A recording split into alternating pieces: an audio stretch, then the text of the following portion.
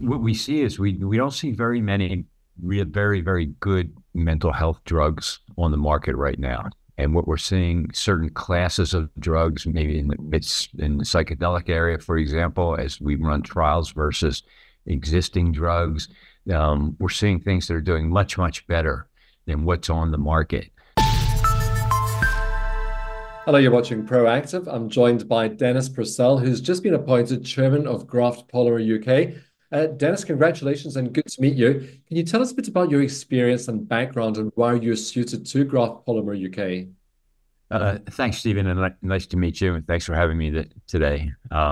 My background, as Stephen, has been in the life sciences business for almost 40 years. First in the investment banking side at a firm called Hambrecht and Quist, which is now part of J.P. Morgan. We were sold to J.P. Morgan. You may remember us, or the older members may remember us from the something called the Hambrecht and Quist conference, now called the J.P. Morgan conference, the healthcare conference in January, that we helped start way back when.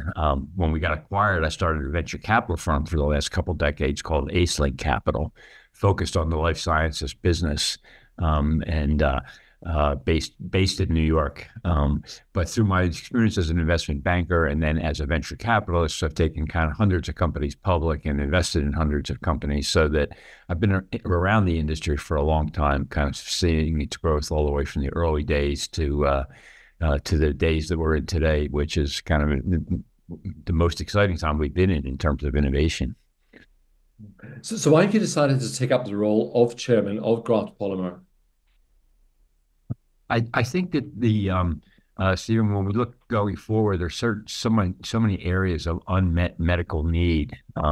In the last decade or so, we've seen great advances in cancers, precision cancers, and in rare diseases and things like that. But I think the next decade is going to show biotechnology really moving toward more chronic diseases, the diseases that affect lots of people. We're starting to see that already with the obesity drugs, the so-called GLP-1 drugs. We certainly saw it with the COVID vaccines.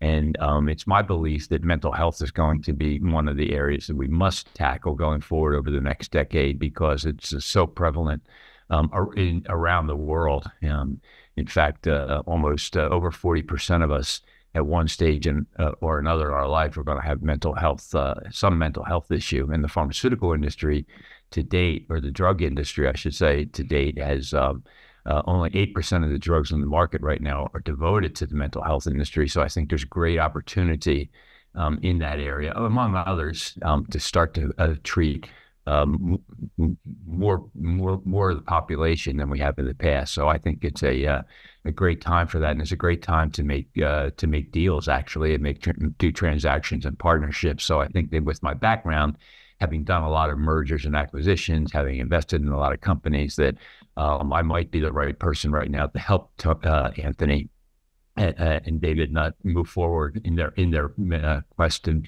help with mental health disease. Well, that was going to be my next question, Dennis. How do you see your experience assisting in taking Graft Polymer forward? Yeah, the Graft Polymer, I'm really impressed with the Graft Polymer drug delivery technology and their polymer modification technology.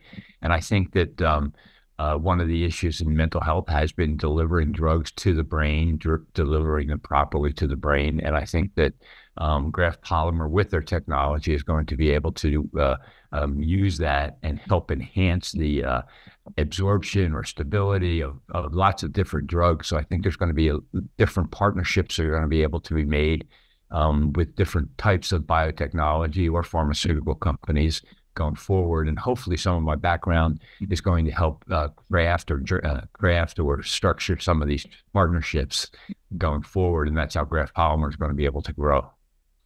Where do you see the biggest opportunities for the company to grow? What we see is we don't see very many very, very good mental health drugs on the market right now. And what we're seeing, certain classes of drugs, maybe it's in the psychedelic area, for example, as we run trials versus existing drugs, we're seeing things that are doing much, much better than what's on the market. So I see things that are in development, drugs that are in development, that are going to come to the market over the next couple of years.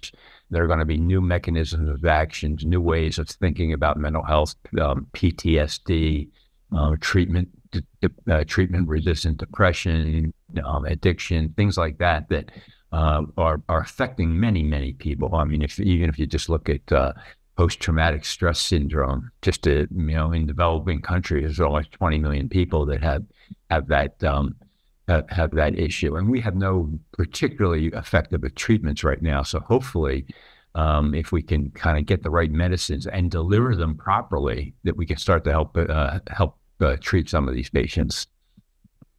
Well, Dennis, I'm sure we're going to be chatting again in the future. Congratulations again on the appointments, and thank you for speaking with us. Thank you, Steve. Thank you very much for your time today.